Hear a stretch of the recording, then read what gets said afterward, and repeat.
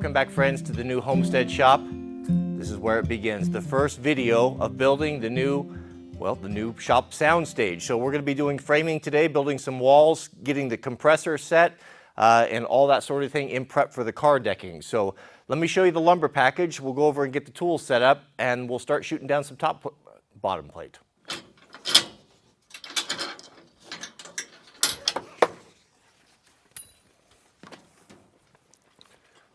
This is the entire framing package. This will include all the pressure treated 2x4s. We're going to be building 12-foot walls, everything for the framing. I've got the car decking, which is 2x6 tongue and groove select deck that will be delivered here on Wednesday, 110 pieces. So let's start with our PT here.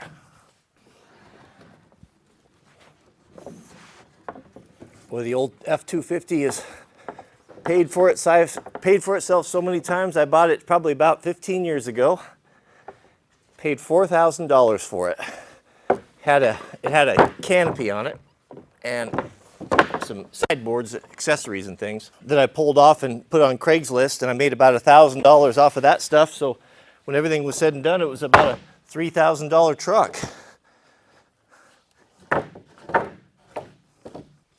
We'll start here in the Northeast Bay. These openings are all different sizes, so we've got everything from 10s, 12s to 16s. So here we'll use 16 will do. When you frame up walls on concrete, meaning you're going to build it on concrete, you want to use two different types of lumber. You'll see the brown lumber here. This is pressure treat. I know this might be basic for a lot of you guys, but not everyone came out of the womb with a vast knowledge of construction, so a lot of folks are learning here for the first time. This is called pressure treated, and it has the little staple marks in it. It's treated and it's anti-rot. You want to put that on the concrete because that's usually an area that will hold a lot of moisture, and if you use regular wood, it'll rot out real bad. The problem with this stuff is that they use a really low grade of lumber. It's usually the worst garbage that there is. They'll use like a white fir or something, so it's hard to find good pieces. So make sure you select good straight ones when you're at the lumber yard, because that's going to kind of determine your wall. The rest of it will just be standard or better. Be thoughtful when you lay out your work area. If you're working by yourself, like I typically do, you want to be as efficient as possible. So station everything that makes it real handy. Right off the truck, right onto the cut table. Or if I want to lay some things out, if I want to pick through them, I've got some sawhorses here that I can easily get to. Or if I'm cutting multiples, I can go from here and stage them right there with the fewest amount of steps. That work triangle is what you're always trying to achieve.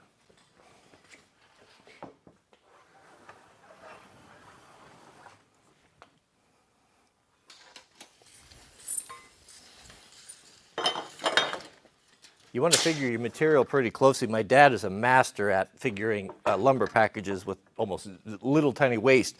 If you're cutting something and there's a big piece hanging off the edge, you did something wrong or you're cutting the wrong piece. This I had no choice because they didn't have 14s, it was 12s or 16s, so I have a little bit of waste here. We'll use it somewhere else.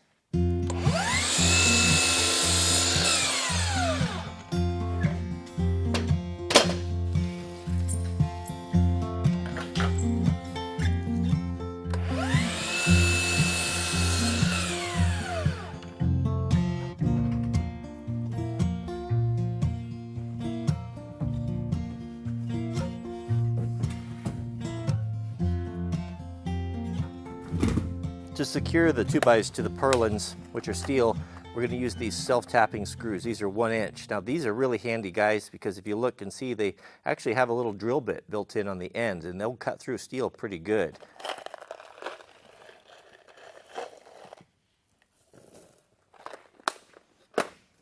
Now the north and northeast wall is going to be framed up completely different than the other ones, which will be framed up like a normal wall would. This was my dad's idea, and because of the way this is made, we've got these purlins across here that are smooth all the way up there. So we're going to take that 2x, that car decking, and we're going to put that vertical, up and down, that tongue and groove.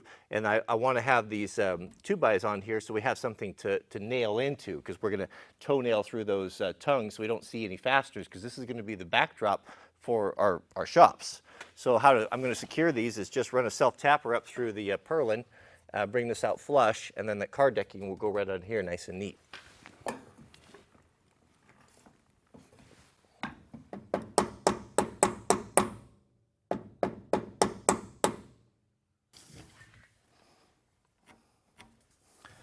put these self-tappers about every 4 foot or so.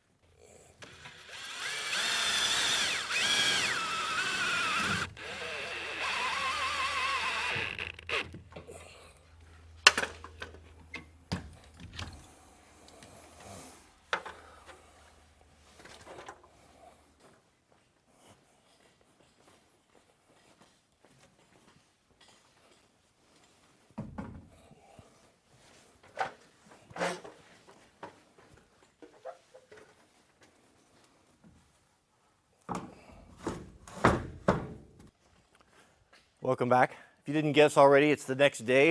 I'm wearing different pants today, Tuesday. So you're probably kind of curious why I'm putting this wood on the purlins. This will just be kind of demonstrate to you. The finished wall will be that what do they call it?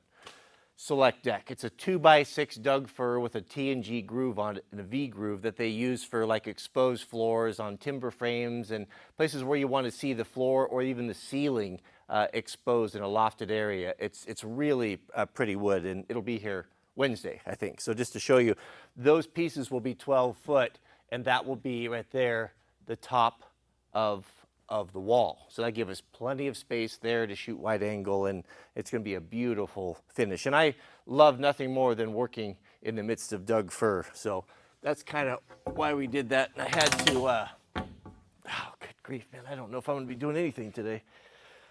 I guess this is a good time as any to give a shoulder update. Boy, just when I was feeling so good too. So my shoulder, so I had an MRI and a couple weeks ago, and had several different surgeons look at it, and there was perhaps a slight tear, but the general consensus was that could have been an old injury from days gone by. So actually my shoulder feels good. I'd say it's almost 80%. That's not the problem anymore.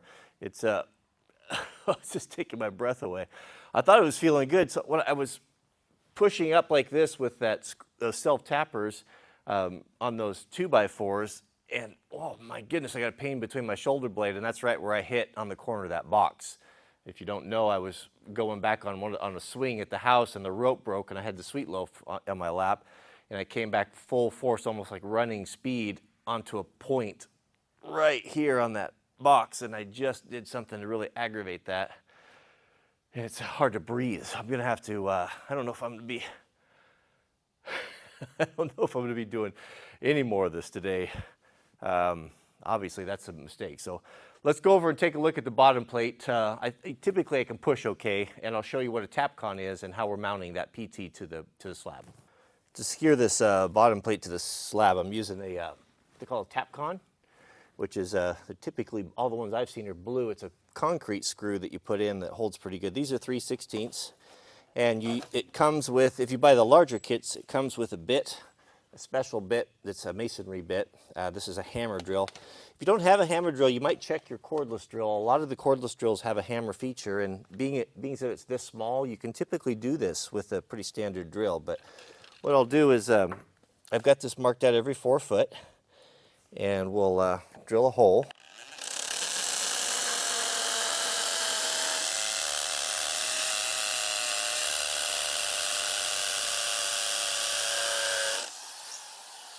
Drill or impact driver, doesn't really matter too much. These are real easy to mount things to concrete. Just like that. Pretty simple. Yeah, that's going to be it for me today. I can't do this. I'm not healed up from that wipeout. I'll have to get Jariah over here tomorrow, and I'll do layout and work together. Maybe feel a little bit better. Hurts to breathe. Okay, so let's do this. We'll finish up down. I'm going to take you down to the river. There were a lot of questions on my last video I posted about the river. Is that ours, or is that a place we were visiting? Why is it all muddy? I can answer all those questions for you. So we'll take the Honda down there, and we'll wrap up with that. Here's a view looking to the north. You'll see Mount Fuji there.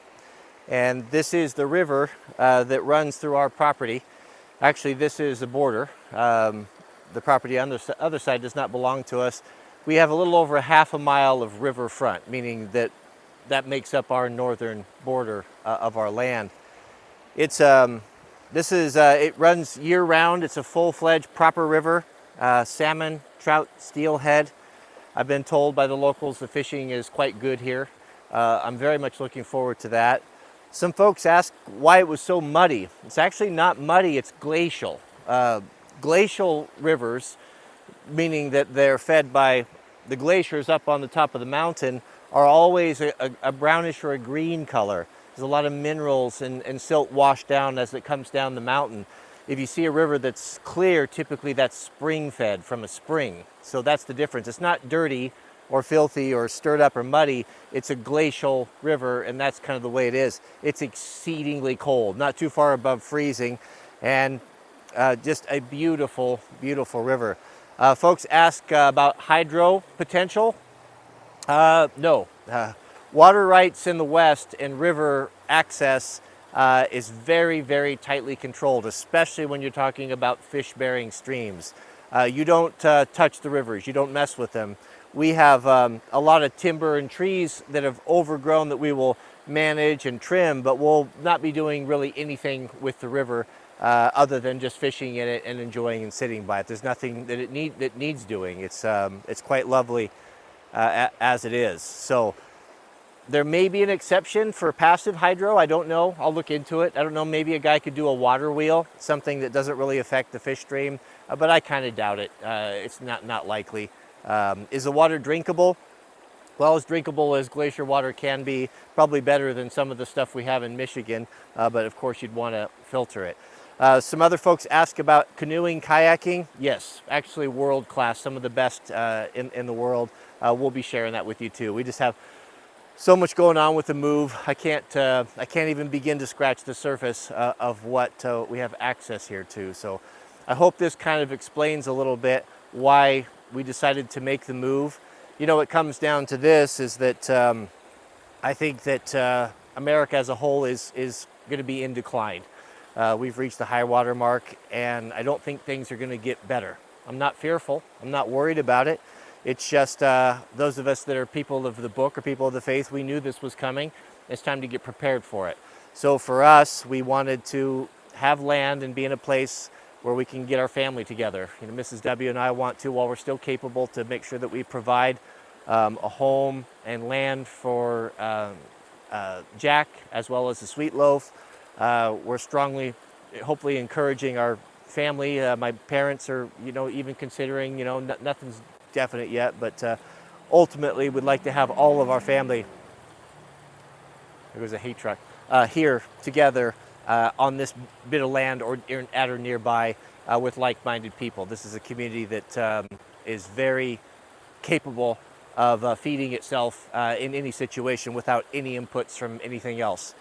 Timber, farmland, some of the best farmland in the country, like-minded folks.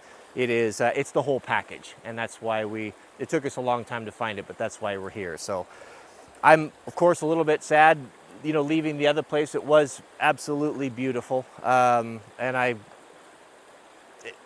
don't know. You could make arguments for both ways, but for us, it just made more sense, and that's kind of some of the reasons. So we'll have a lot to talk about in the future, and well, that's probably enough for today. Please keep me in your prayers.